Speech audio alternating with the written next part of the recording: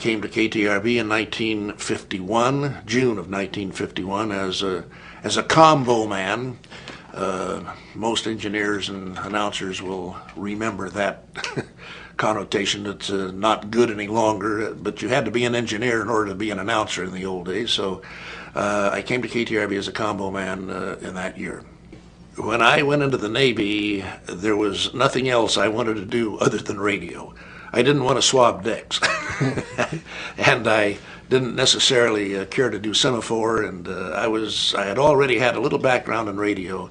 In Santa Cruz High School, where I graduated in 1938, there was a professor there by the name of Mr. Kazmarek, and he was also an amateur radioman, and he had a class on radio and radio engineering for high school students, and I took that class as a junior and a senior, which got me interested in radio. I not only have a Federal Communications Commission first-class radio telephony engineering license, but I do have an amateur radio license. My call is K6BII. I've been interested in radio for a good many years. My first ham license I got while I was in high school in Santa Cruz. Then after I went into the war, that dropped, and I redid the exams after I got out of the war and before I came to KTRB, and got my amateur license K6BII. I was at KTRB from 1951. I retired. Well, actually, I partially retired in 1982. But because I had a program up in the morning that they didn't want to let go, I kept on as a part-time 15-minute to a half-an-hour person in the morning. That program was called Cal, Your Birthday Pal. And that was a program that was heard for years on KTRB. I inherited that program from a sales manager that used to be here by the name of James Van Parks. And Van Parks was, he sold sold time, as well as did this program called Van the Birthday Man. And when he retired, Bill Bates called me into the office and said, "I'd like to have you take over the birthday program. What are you going to call it?" And I thought for a minute, well, it's got to be something to rhyme with Cal, just like Van. Bill said, "Pal." I said, "Cal, your birthday pal." "Okay, we'll go with that." So I was known as Cal, your birthday pal, for quite a number of years. And of course, after Bill Bates passed away in 1969, I took over his program with the weather and the news. And when I retired, those programs went off the air.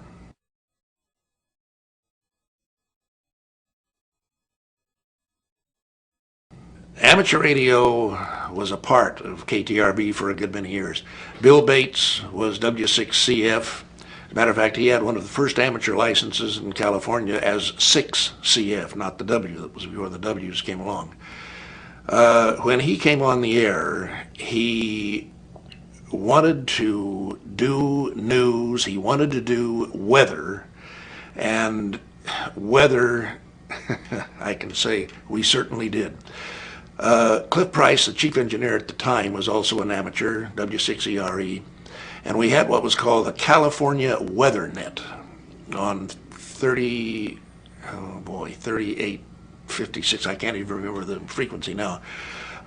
We had about 200 amateurs around the western United States that called in every morning at 6 o'clock to Cliff Price, telling him the weather in their particular localities. This was all the way from Alaska to Mexico to Idaho, Montana. With that information, Bill would sit here and he would draw lines, the barometer here and so on and so forth, and he would forecast the weather even before the Weather Service got to it. And we had a contest once with the Weather Service up in San Francisco. Bill won by being 80% correct more than the Weather Service. So ham radio played a big, important part in KTRB's history.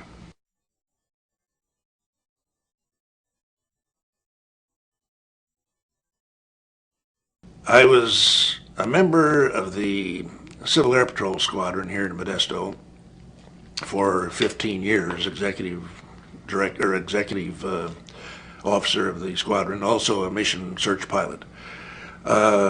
Bill turned this radio station over to any search that we had in the area. I would conduct in the main studios at KTRB here, I would conduct the mission coordination for people going out into the field, for pilots flying the different grids, and we were known to go all out for community things like this. I can go into a number of searches we had here, but I will mention just one. The search for Fred Beyer, who was the superintendent of city schools here in Modesto. He and a pilot from San Jose were flying back from Visalia to Modesto. Somehow they were lost. They called the Civil Air Patrol Squadron out. I was a mission coordinator for that squadron, headed here in the Modesto studios of KTRB. And I sent planes all over the area. The search was negative for 3 or 4 days. Finally, the plane was found over in the Pacheco Pass area. He got into fog, apparently, and he lost his way, and he crashed into the mountains over at Pacheco Pass. From that particular search, the family of Fred Beyer sent me thank you notes that I cherish from here to when I leave. I spent a lot of hours on it, so did the station, and so did Bill. We did community things like this.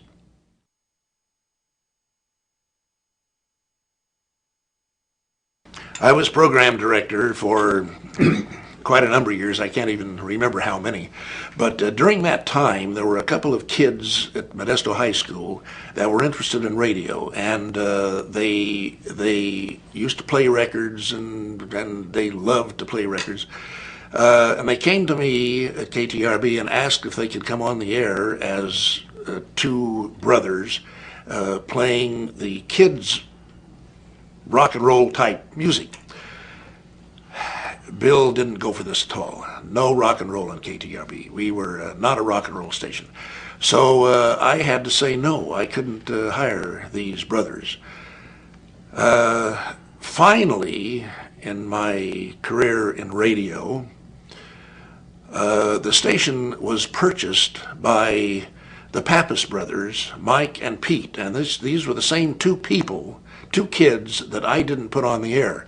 I ended up working for them. And I had a very wonderful association with them. They appointed me operations director or operations manager of the station before both Pete and Mike passed away. And then I retired in 1982, fully retired in 1990. Pete and Mike, when I turned them down for a job here, went to KFIV, K5, Judge Sturdivant's station here in Modesto. That was Don Reeves also, station here in Modesto. And they hired them. And that's where they got their start, Pete and Mike, the Pete and Mike Show. And they got their start in big-time commercial radio at that station when they were just in high school. And ended up owning this station along with their brother Harry and his communications empire, owning television stations and radio stations throughout the United States. Pete and Mike, when they came to when they bought KTRB, of course, they weren't on the air. However, both of them were on the air in a sense. They did a commentary, weekly commentary of political views, etc., that created quite an interest in this community. Got quite a lot of response from their commentaries, both Pete and Mike. When KTRB was purchased by the Pappas brothers, they had a number of investors here in this area along with them. One of them, Bob Piccinini, the CEO of Save Mart Corporation.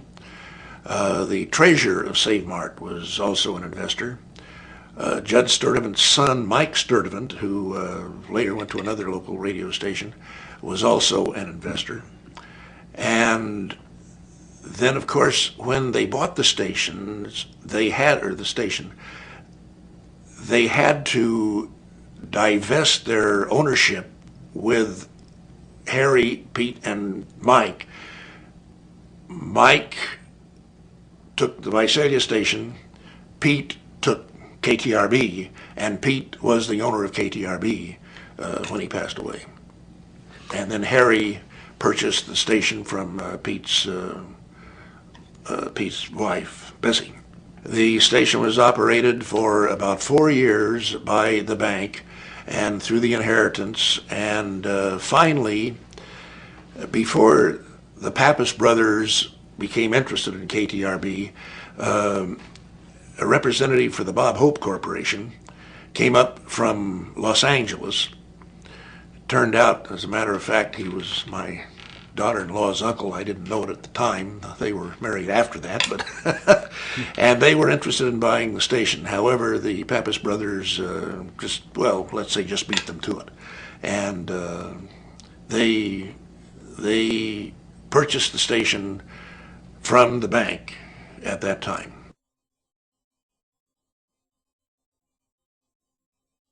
When I first came to KTRB in the 50s, radio is not what it is now, or was not what it is now. We played records, of course. We had very little tapes. Nothing was automated.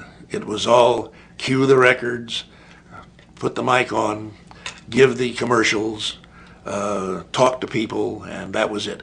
KTRB was block programmed. We had 15 minutes of Bing Crosby, 10 minutes of, or a half an hour of Lawrence Welk, all block programming. And that was after, of course, Bill Bates's on-the-air program from 8 to 9 o'clock called the Old Time Tunes program, with the Beer Barrel Polka as the theme song. Of course, we called it the Old Time Tunes program. He very seldom played a record. He talked for most of the time. The only record ever played, I think, on the Old Time Tunes program was the Beer Barrel Polka.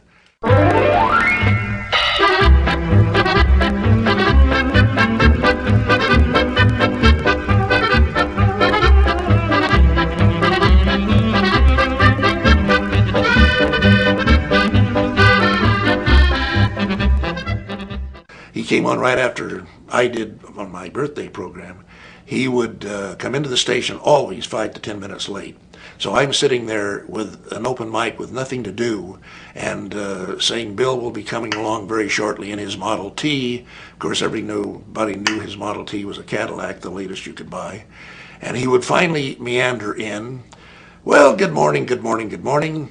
Where's Hilda and my coffee? And so he'd sit down and go from there. And that was Bill Bates, a tremendous radio personality. We have a remembrance of Bill Bates up in the Sierra foothills where he loved to go. He had cabins in 2 places around Dardanelles and down by Pinecrest.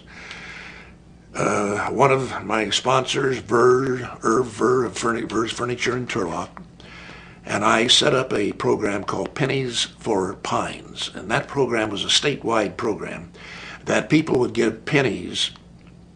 The state would match those pennies. They would buy seedlings of pine trees and plant in a non-forested area or an area where if there had been a fire. We started this at KTRB in Bill's memory. We ended up with $4,000 from our listeners. The state matched that $4,000, and we planted pine trees up on his beloved Sierra Nevadas. Those pines are tall and strong now, and I have a heartbeat every time I go by them. At least 30 of our listeners spent 2 weeks of each day and weekends planting these seedlings in the Sierra Nevada, a tribute to a great radio personality, Bill Bates. Our programming was varied. I say it was records and music, and popular music mainly, country music of course too. This station had Maddox Brothers and Rose, put them on the air. this station and Bill Bates helped Chester Smith get where he is today in the country music business. The Swanee Cowboys were on KTRB, but we also, this was something that Bill definitely made sure of, that we served the public. We had job listings, people who had worked for somebody. We would give 15 minutes of the morning time in job listings. We had an auction block. People wanted to sell something. I don't care what it was. They could put on the auction block. I remember one person wrote in and said they had a ewe for sale, and the announcer had not the slightest idea what a ewe was, and he kind of skipped over that. But we had an auction block. We had an auction block. We had programs like this to serve the community, serve the public. I've always been very proud, very happy to be a part of the radio business. And yes, when you're sitting in front of a microphone, you know that you're not alone. Your subconscious takes over, and you want to do something that will make an impression, and that people will remember. Something good, generally. And I'm not saying that necessarily happens in today's radio and some of the talk shows and so on, but I think that everyone in radio has an inclination of saying, gee, I'm in radio and I'm very happy about it. I've always tried to keep a low profile, however, and I'm not, this is ridiculous to talk like this, but I think, and you can talk to many people, I never blew my own horn. But I was proud of what I did.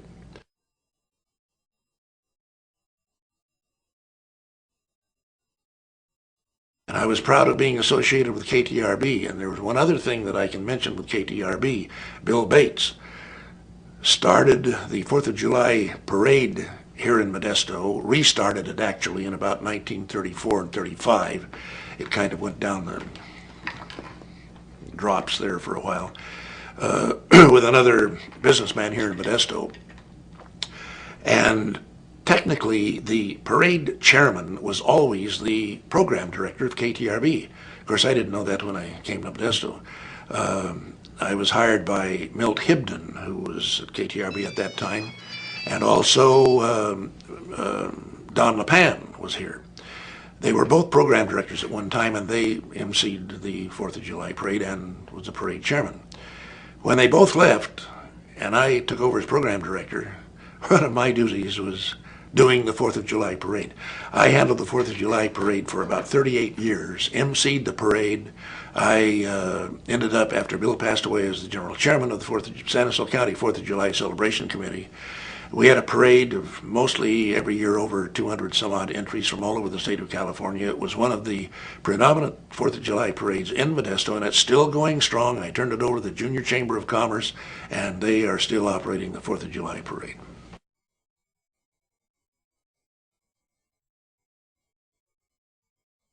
When I first went on the air at KTRB, I was scared to death. And I think practically that holds for everybody that is coming into the business. Of course, I had done a little freelancing down in Hollywood before I came here at some of the stations. I was on a program called This is California, a history of the California. I played Jedediah Smith, if you remember, you California historians, and various areas like that. And I did some news work for freelancing in some of the stations there. But my first radio job was here at KTRB. But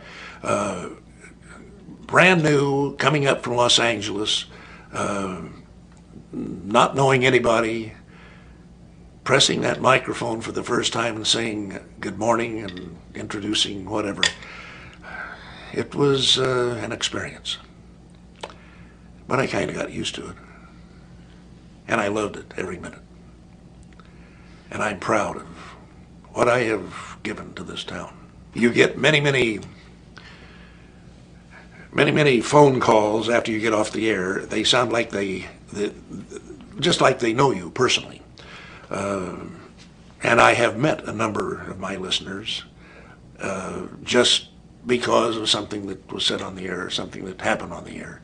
Another program that I had and inherited from Cicely Price was called the Tots and Teens program on Saturday mornings, where kids from all the high schools around the country or grammar schools could come sing, play the piano, do whatever they wanted to do. And I got to know these youngsters. Most of them would come almost every Saturday. I got to know them quite well. I see a number of these kids now, and when they see me walking down the street, hi Cal, and all that bit. And to give you another interesting indication of the Tots and Teens program, I had two kids from Modesto High School on this program. One played the saxophone, one played the clarinet. One of them, after college, got out of college, became a city councilman here and board of supervisor, finally a state assemblyman. Sal Canella was his name. The other one got out of high school, got into business here, finally went into politics, ended up in Washington. His name was Gary Condit. They were both on my Tots and Teens program. When I took over the program from Bill Bates, the Old Time Tunes program, which wasn't called that, I called it the Happy Wanderer, because I was one that always liked to wander around and see. I've been to every county in the state of California. I've been to every state in the union. I was the Happy Wanderer. Didn't write a book like the Wanderer did, but and I used the theme song, Happy Wanderer. And all of my accounts from this valley up into the foothills of the Sierra Nevada, all the way across to Bridgeport, I had no problems whatsoever. I loved every one of them, and I got along wonderfully with them. And a number of them, I can say, I have been told by a man by the name of Tony Mislin, who owns Mislin Honda here in Modesto, my daughter and my son, along with the daughter of another of my sales personnel here at KTRB, originated and sang a singing slogan that Tony Mislin used for his Mislin Buick Corporation when he first came to Modesto. He's Mislin Buick. And he's always said that that slogan put him in the car business in Modesto. He went from Buick to Honda. He's one of the premier Honda dealers here. But the slogan, incidentally, for the records and for the archives of KTRB, went something like MISTLIN BUICK, Mislin Buick, Mislin Buick. Now it's time to listen to Mislin, and then Tony would come on the air and give his commercial. But I have pleasant memories of all of my commercials. During the Bill Bates program, when I was here with Bill Bates, a handshake was all that was needed. We went into a store, we told them what we could offer them, we got them as a sponsor, and there was no signed orders in those early days. Now, later on, for the sake of saving this, that, and the other that you have to do with the tort situation as it became, yes, you did have signatures, but no, it was a handshake operation.